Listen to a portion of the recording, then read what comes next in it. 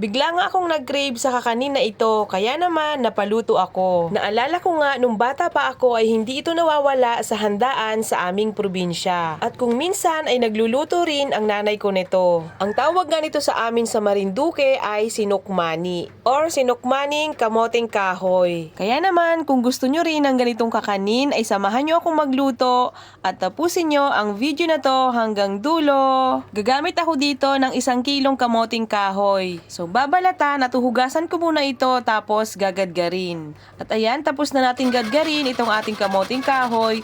Medyo makatas nga ito kaya naman pipigaan natin to ng bahagya.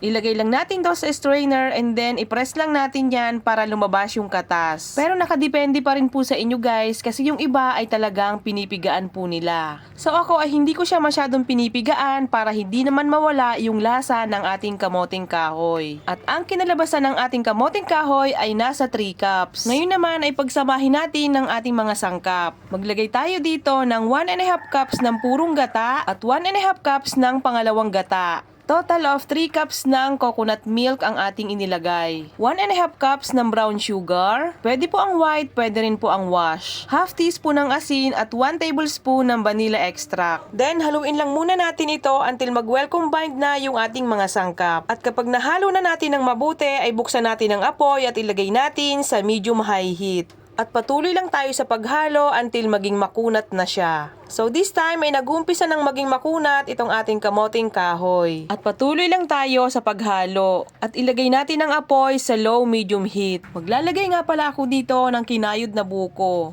Mas masarap nga ito kapag may buko dahil nag-a-add siya ng flavor sa ating sinukmani. Pero ito ay optional lang naman kung ayaw nyo or wala kayong mabilhan sa lugar nyo ay okay lang na wala ito. Patuloy pa rin tayo sa paghalo until maluto itong ating sinukmani. Habang tumatagal nga, ito ay pakunat ng pakunat. Then ito nga ay parang nagpo-form na siya into a ball katulad nito. So ibig sabihin yan or ang indikasyon yan ay malapit na siyang maluto. So optional lang po ulit ito, maglalagay ako dito ng buttercup or margarine. Maglalagay lang tayo dito ng 1/8 cup or 1 tablespoon ng margarine. Buttercup yung brand na gamit ko dito na margarine, pero pwede kayong bumili sa palengke ng mga ordinaryong margarine. Then patuloy lang tayo sa paghalo until matunaw na yung ating margarine na inilagay. At ayan, medyo makunat na talaga siyang haluin at medyo mabigat ng haluin itong ating sinukmani at dumidikit na nga siya sa ating sandok. At kapag napansin nyo na transparent na yung kulay niya or wala ng puti-puting hibla ng kamoting kahoy, ay ibig sabihin ay luto na ito. So ilagay na natin ito sa bilao at ito ay ating palamigin. So spread lang natin yan para mabilis siyang lumamig. Then optional ulit ay maglalagay ako dito ng cheese sa ibabaw. Pwede rin kayo maglagay dito ng latik or dinurog na mani.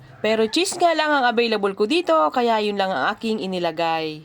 Bagay na bagay nga din ang cheese dito dahil ang ating sinukmani ay medyo matamis at ito namang ating cheese ay medyo salty. So ayan, hiwain lang natin ito at kumain na tayo. Masarap nga itong pang merienda or kahit nga pang almusal at bagay na bagay itong i-partner sa kape. At mas lalo nga itong sumasarap kung ilalagay mo muna sa chiller and then kinabukasan mo kakainin. At ayun lang muna for today. Bye!